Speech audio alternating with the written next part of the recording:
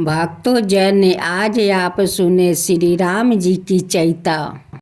चैता महीना शुभ दिनवा हो रामा, चैता महीनावा राजा दशरथ जी के चार ललानावा, राजा दशरथ जी के चार ललानावा, राम भरत लक्ष्मण शत्रुघ्न,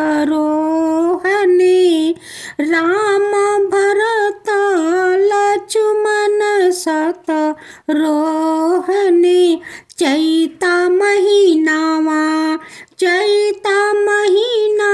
शुभ दिनवा हो रामा, चैता महीनावा। चारो ललानावा लिहले जनमावा, चारो ललानावा लिहले जनमावा, महल में उठेला सुहारावा हो रामा, चैता महीनावा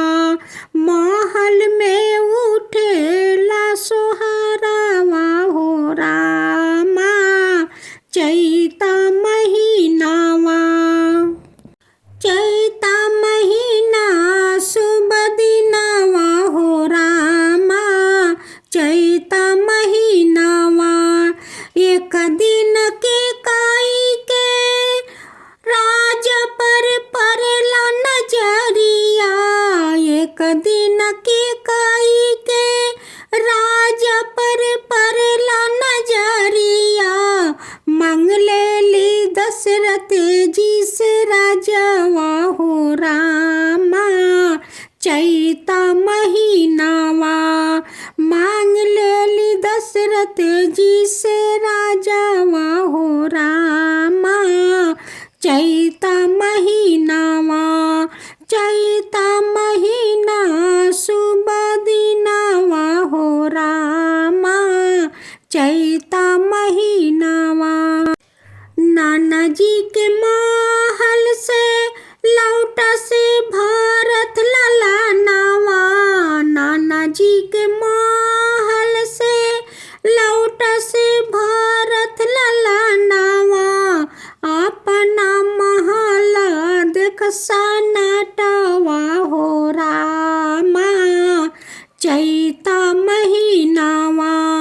आपन महला देख सनाटावा हो रामा,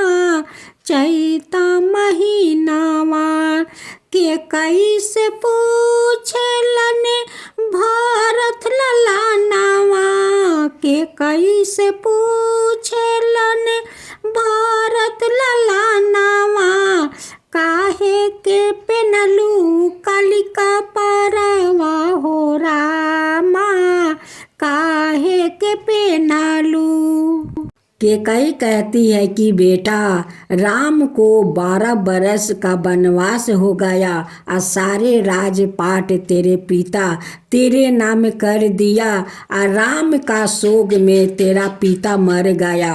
भरत कहने लगे कि आरे कुलच्छनी, तेरे कोख से जन्म लेकर मैं अपराधी बन गया हूँ, तू अपनी पेट में मुझे क्यों नहीं मार दिया, जन्म देकर मुझे अपराधी बना दिया। इस राज के लिए मेरे राम और सीता भाभी और भाई लक्ष्मण जैसे सबको वनवास पेठा दिया। तू तो कुलच्छनी है रे कुलच्छनी।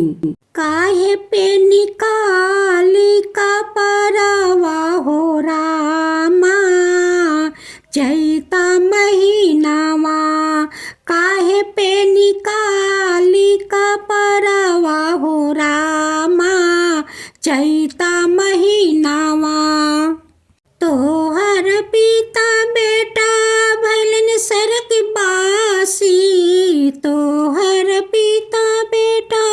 भैलन सरक बासी, ओही से पेनी कलिका परवा हो रामा, चैता महीनावा। ओही से पेनी कलिका परवा हो रामा चैत महीनावा तोहर राम भैया जलन बनवासावा तोहर राम भैया जलन बनवासावा सीता के लेके अपना संघवा हो रामा चैत महीनावा सीता के लेके अपना संघवा हो रामा चैत महीनावा चैत महीना सुबह दिनवा हो रामा चैत महीनावा आतना बचन जाबा सुनलन भारत ललनावा आतना बचन जाबा सुनले भारत ललनावा चली भैलन भैया के बोलावन हो रामा चैता महीनावा चली भैलन भैया के बोलावन हो रामा चैता महीनावा राम के चरनावा परे गिरलन भारत ललनावा चल भैया पाना महलावा हो रामा सम्हार राजपटवा चल भैया पाना महलावा हो रामा सम्हार राजपटवा 12 बरस के भारती बाटे बनवासवा 12 बरस के भारती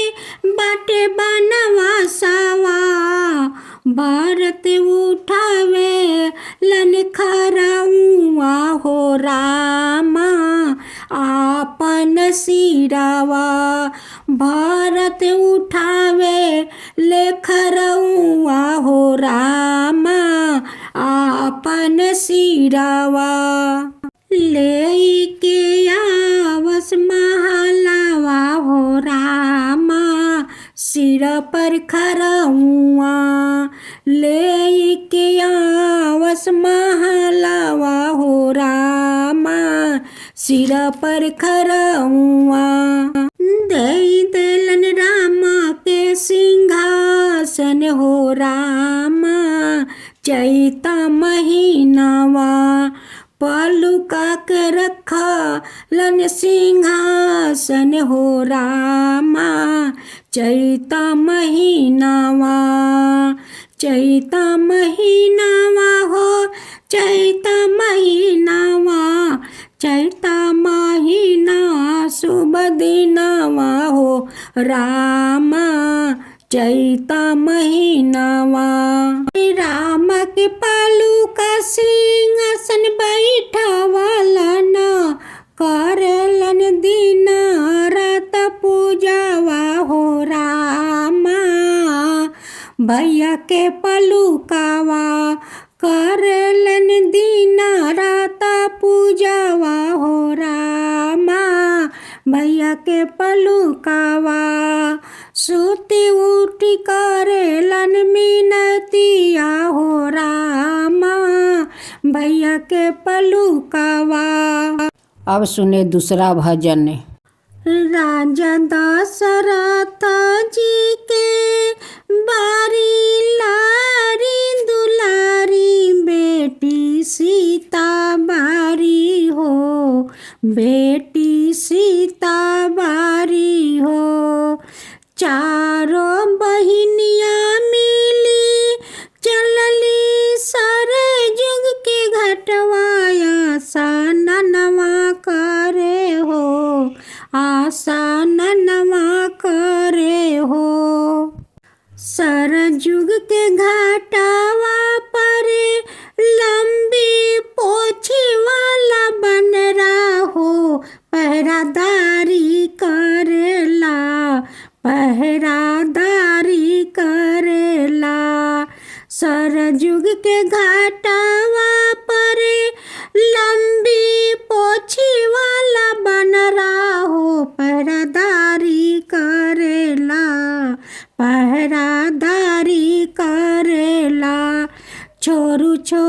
बानरा रे सर जुग के घटवा हो आसनवा करे द आसनवा करे द कैसे में छोरी हमार सर जुग के घटवा पहरादारी करीला पहरादारी करीला एमे कोई ना नहाए एमे कोई ना नहाए पहरादारी करीला पहरादारी करीला हमहू त बानी रे बनरा राजा दशरथ जी के पतोहिया हम शिकायत करम ना हम शिकायत करम ना हमहू त बानी रे बनरा राजा दशरथ जी के पतोहिया हम शिकायत करम ना तोहर शिकायत करम ना छोड़ दन घटवा तोहर शिकायत करम ना तोहर शिकायत करम ना आयल बैसाखी पूर्णिमा करम आसनवा हो तू घटवा छोड़ना तू घटवा छोड़ना आयल बैसाखी पूर्णिमा करम आसनवा हो तू घटवा छोड़ना तू घटवा छोड़ना राजा जनक जी के बारी लारी दुलारी बेटी सीता बारी हो बेटी सीता